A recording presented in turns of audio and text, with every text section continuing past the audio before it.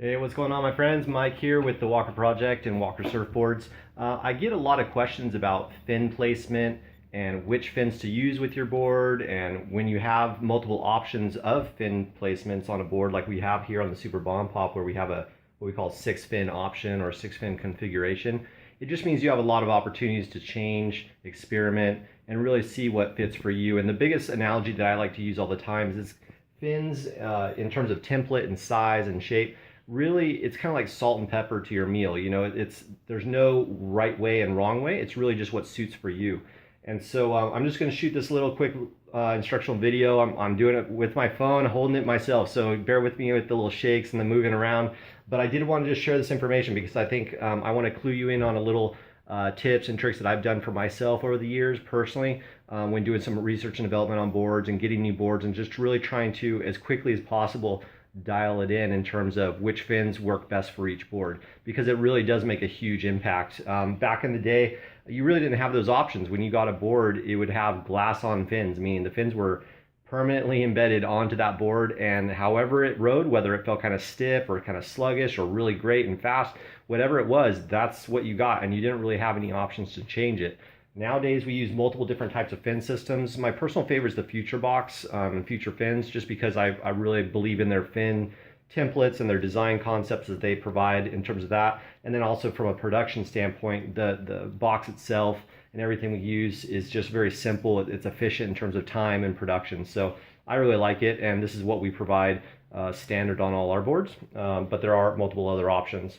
If you're not familiar with these, this is the fin box, kind of like what it looks like, and this is what we embed into the foam, and then it's glassed over. So this is permanently embedded into the board, and then you simply use a hex key with a small screw that it comes with to lock down the fin. And I'll go into that in a little bit too. But for the purpose of the video, really what I want to talk about is, when you get a new board, how should you set up the board in terms of your fin placement and fin setup. And so I figured I'd start with the most complicated version of that, which is the Super Bomb Pop and that 6-fin option like I was showing you.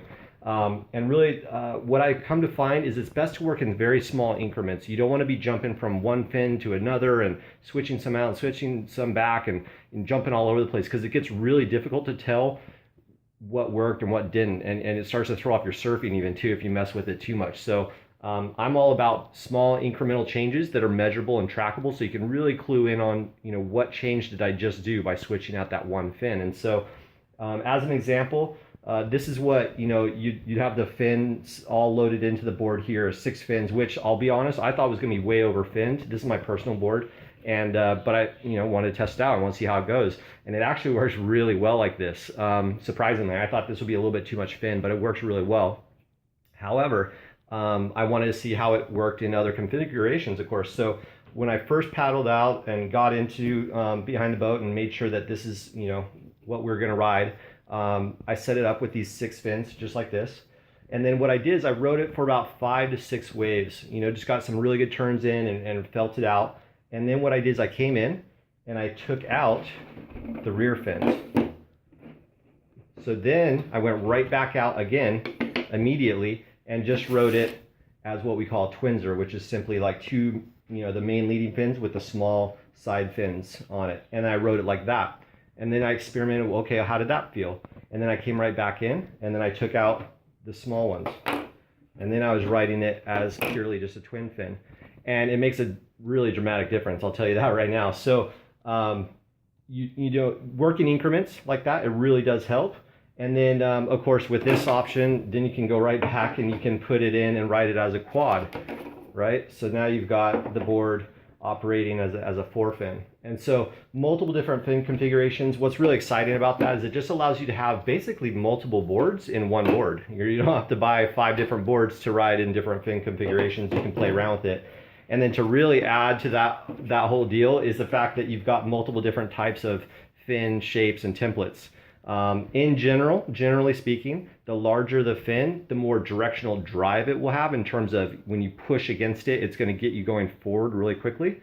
But they also, because of the added surface area, they can be a little stiff in terms of turning and spins and different things, especially if you want to do like 360s and stuff. A larger fin can be more difficult.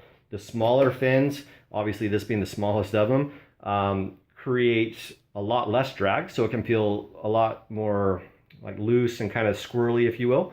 But you lose a lot of that directional drive, and so that means you have less surface area to push against, meaning you have less ability to generate your own speed. You're more reliant on whatever the wake, or if you're out ocean surfing, whatever the wave is giving you in terms of its speed. So hopefully that helps, guys. Again, just a little bit of insight into how you do it, but I would strongly suggest, making incremental changes, not jumping all over the place. Load the board up however it's designed to be. Try it out that way, and then start experimenting. If it feels a little stiff, remove more fins. If it feels a little slow and like you're not able to generate enough speed, put more fins back on, or try larger templates. We have multiple different fin templates available on the website as well, so you can upgrade and change all the ones. We, of course, supply the board, each model, with the fin that we believe is the best fin, and we've done a lot of research and development. So you can be confident that you're getting the right fin setup for your board. But again, it's like salt and pepper, and everybody has a different flavor that they like, right? So I hopefully that helps, and just gives you a little insight as to how it works and what we like to do. And we'll catch you on the flip side. Take care, guys. Bye.